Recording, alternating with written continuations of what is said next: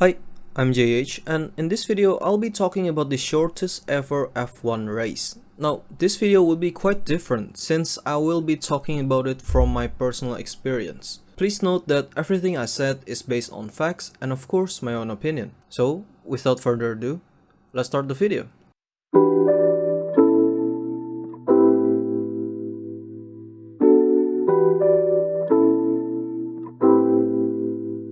Okay, so this actually happened quite recently. In the Belgian round of the 2021 season, something quite weird happened.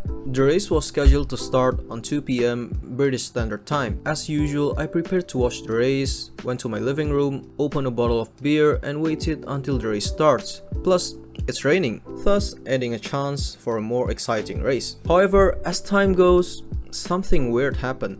At first, there was an announcement that the race will start a few minutes late, which is unusual but not surprising considering the weather condition and the fact that there were some gruesome accidents in the past at Spa. So I waited. Then after a while, they were doing the formation lap. At the time, I kinda have a slight feeling that the race will be suspended for a while, considering that almost all of the drivers except Max Verstappen complained about the undrivable condition of the track.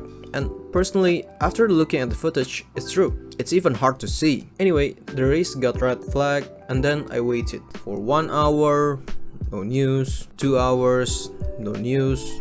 At this point, the drivers were doing something else rather than preparing for a race. After all, the weather wasn't exactly becoming drivable. For example, Lando Norris was sleeping, Vettel and Mick were playing football, and Danny Rick was trying to cheer up the spectators on the stand.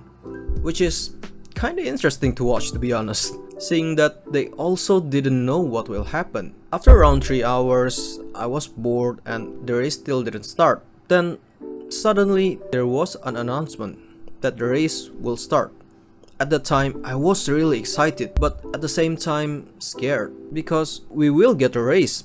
But it will be an extremely dangerous one, considering the history of the track and the crash that Norris suffered on the qualifying round the day before. Anyway, the race begins, but it was not what I expected. The cars was just going around behind safety car for 2 laps, which was apparently enough to get the classification, making it the shortest ever F1 race in history, with the official completed distance being around 6.8 kilometers, smashing the previous 52.9 kilometer record set at the 1991 Australian Grand Prix. It's really weird. After the race, there were trophy presentation and all that, but it seemed kinda off. Shout out to Williams and George Russell, by the way, for their P2. It's well earned. And I'm pretty sure that the audience that was there is really pissed, considering that they pay tickets and suffer under the condition for more than 3 hours. Can you imagine how bad was the mood from the spectators that come to Spa and waited for 3 hours under treacherous weather conditions?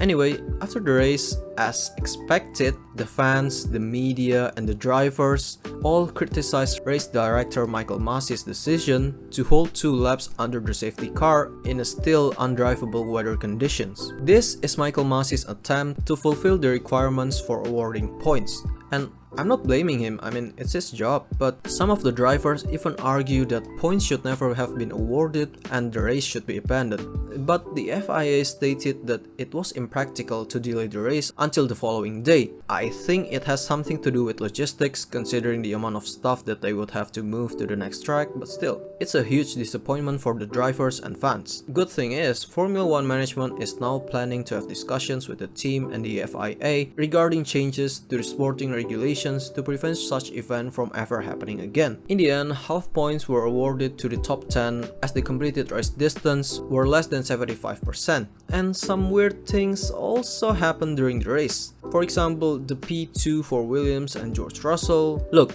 I'm not trying to mock them. They did a great strategy during qualifying round and got rewarded for it. But you have to be honest with yourself. Do you really think the current Williams car can hold a P2 in an actual race against Mercedes, McLaren and Alpine? Anyway, there was one more thing that I thought I would never see in my life. This. The fastest lap award by none other than Nikita Mazepin.